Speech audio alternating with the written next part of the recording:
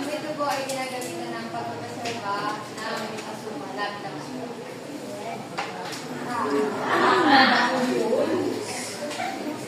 Bago natin simulan ang ating talakayan sa araw na ito, may inihanda akong aktibidad para sa inyo.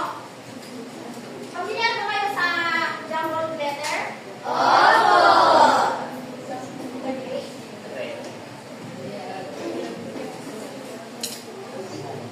Ako ay magpapakita ng larawan sa inyo. Nais ko lang may ipapakita akong letter sa inyo at ang nais ko lang yung gawin ay islaan kung ano ang mga ito.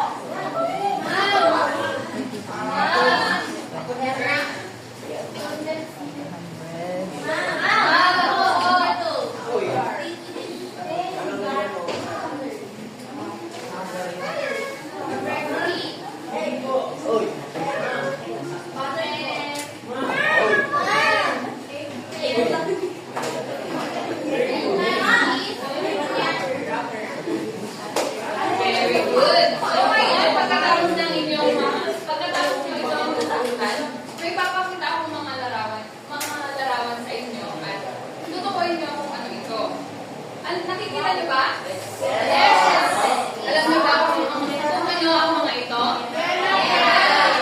Sino nang nakatikim ng ganito? Kagabi po,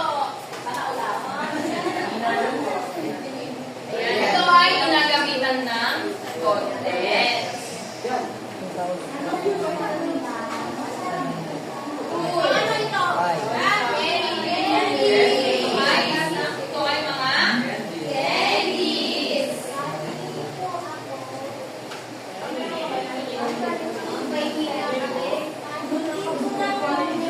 Maaari ba pakibasa mga bata?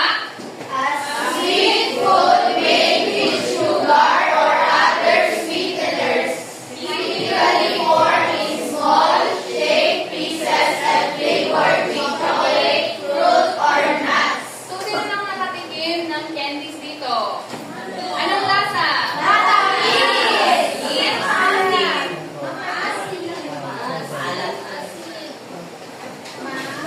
Okay naman.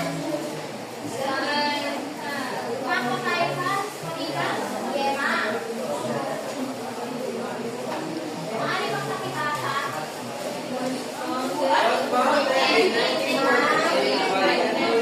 Maaari ba pakibasa ang sabay-sabay? Maaari bang makita ang 1948 by Henry Louis Belmont, a traditional watchmaker who graduated top of his class in 1931. Yema is Spanish for egg yolk and is most likely a reference either to its golden yellow appearance.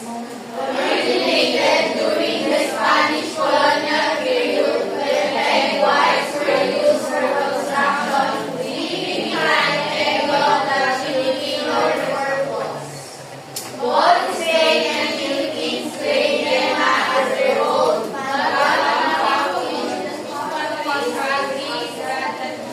Originated lang. Ano nga ulit sa Spanish ang yema? Egg yolk. Sino ang nakahanap nito or nakabuo ng Henry Louis Belmont. Ayan. So, pagkatapos ng history, ay tatawag tayo kung ano ang klaseng preserva ng yema. Ito ay isang pakibasa nga. Sweetening or sugaring preservation. So, ang sweetening or sugaring preservation ay the food preservation method similar to pickling. Sino mga nakagawa ng pickling dito? Anong klaseng pickling ang ginawa ninyo? Ayan. Sugaring is the process of freeze-drying food fibers by first dehydrating it, then packing it with pure sugar. This sugar can be crystalline in the form of table or raw sugar, or it can be a high sugar density with such as honey, syrup, or molasses. O, naiintindihan ba kung ano ang sweetening? So, next ay itong mga ingredients na kakailanganin natin sa paggawa ng isang yema. Pakibasa nga, mabata. Condensed milk, butter, or margarine, or oil, tuna, or peanuts, coconut. Ito ay mga ingredients sa paggawa ng yema. So next naman ay mga kagamitan sa pagluluto ng yema. Kailangan natin ng isang pan, spatula, spoon, bowl, measuring cup as wrapper. Ngayon, class, nadala niyo ba ang mga materials ng Good. So, ating tignan ang procedure sa paggawa ng yema. Pakibasa nga number 1, Marveline. In a bowl, put your 1 pan of condensed milk and 1 cup of water. Sa pangalawang dalaw, ay pangalawa, Marveline. Another bowl, crack and separate the yolks. Put it on the bowl. Pangatlo, Mix the condensed milk. pang-apat, iyan. Turn on the stove and low fire. Put the At pang-lima, Put the butter or margarine or oil in the pot and pang-anim, after you melt the mixed condensed milk. pang-pito, Mix every 5 minutes, don't stop until it thickens. If it thickens already, turn off the stove and let it cool. at pang-walo. After it cooled, put it on the wrapper and shape it like triangle, round, or square, then serve. Ayan. So, alam niyo na kung paano gumawa ng yema. Pagkatapos nun, meron tayong mga safety precautions. Una ay ang use low to medium heat. Dahil kapag ginamit natin yung mataas high heat, ay masusunog ang condense. Pangalawa ay ang stir carefully para hindi mag-stay good sa pan or hindi masunog.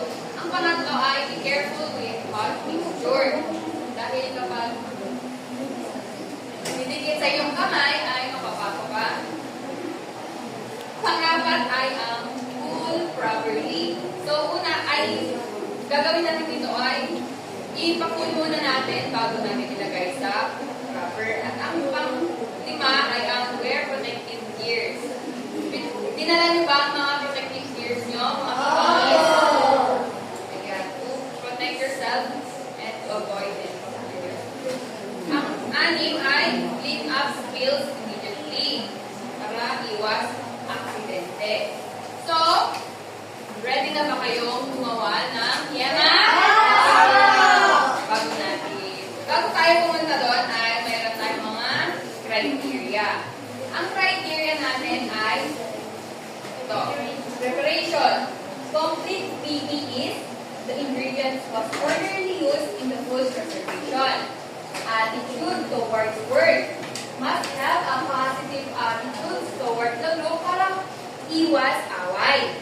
Pangatlo ay ang safety and hygiene. Handling a food. Sample ay yung pagtikim natin sa pagkain. Ayan. Organized and clean work area. Ang creativity and innovation naman ay ang pagtagay ng yema sa wrapper nito ng malinis at nice. Ang sunod ay economic aspect. Yung mga tirang mga ingredients ay nilagay sa appropriate container. At huli ay ang teamwork, cooperation, and discipline. Yan ang kailangan natin sa paggawa ng yema. Total of 100%.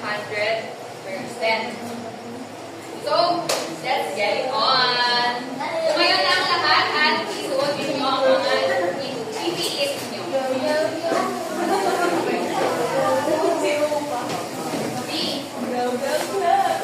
Tandaan na ang paggawa ng yema ay kailangan ang iyong katawan at isip lamang. Hindi kailangan ng tunganga.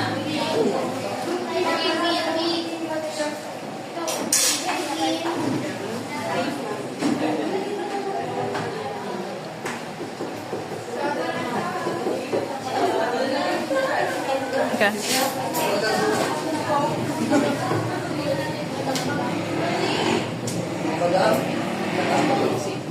Ang pagkibilisan ng mga galaw.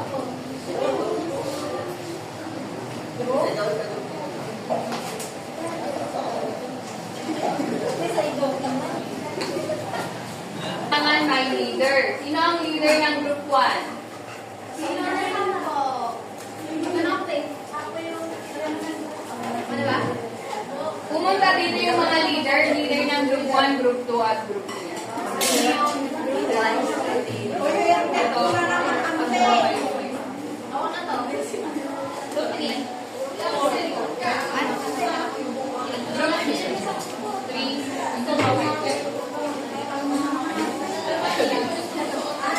Asan ang leader ng group 2?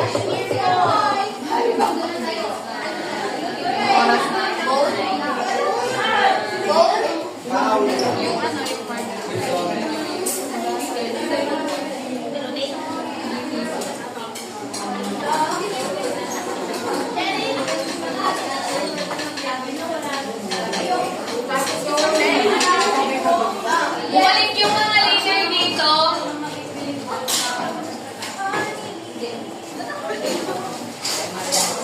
Ano yun? Yung isa-separate yung again na? Separate nyo yung yellow sa white. Yes, ma'am. Ako na mag-separate. Thank you. Sino bang hindi nabigyan ng itlog? Ako nga rin mag-separate. Separate nyo yung yellow sa white. Ako na muna. May extra bowl pa.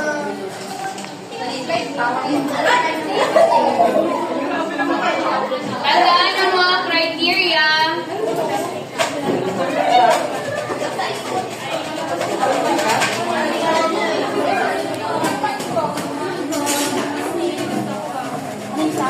Asaan ang mga measuring cups ng every group?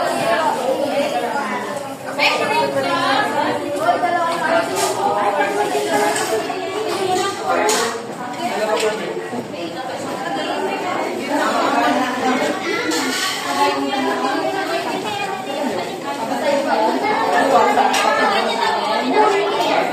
Asan ba ang mga ibang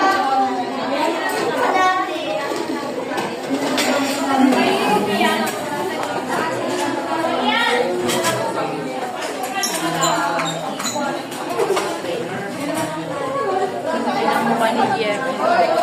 Ay, hindi.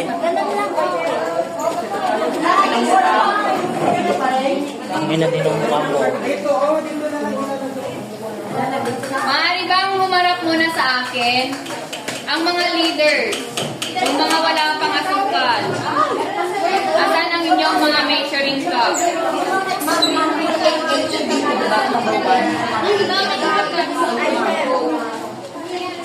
Cash. Ipalagay mo muna dyan. Elaine, ibigay mo nga muna yan.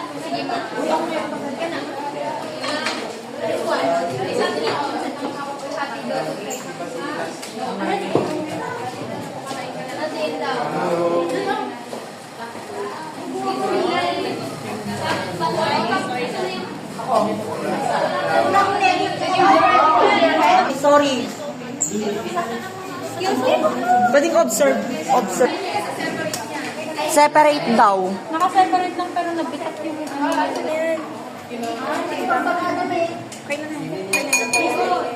Okay na to.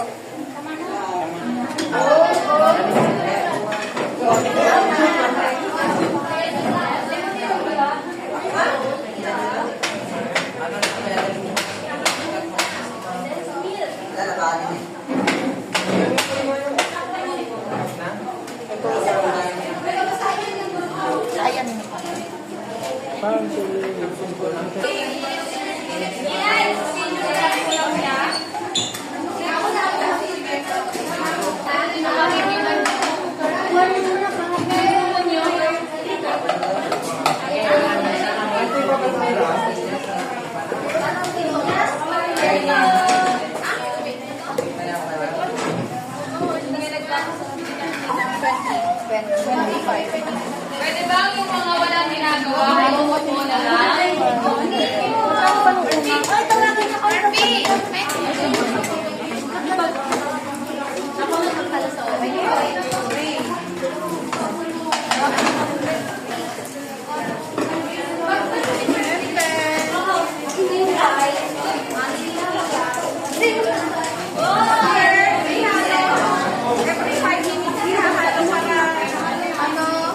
Oo. Ay.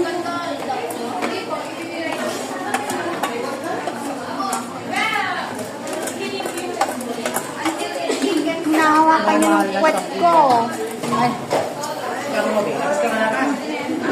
Wait lang, Bego. Magiging panty.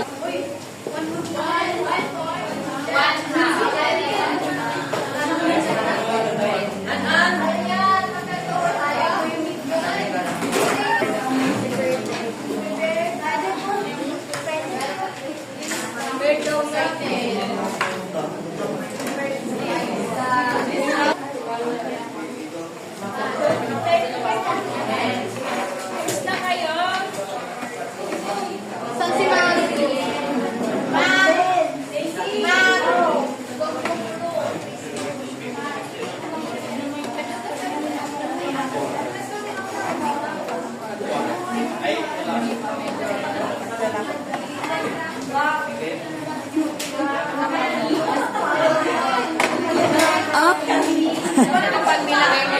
Char. Naka-video ka.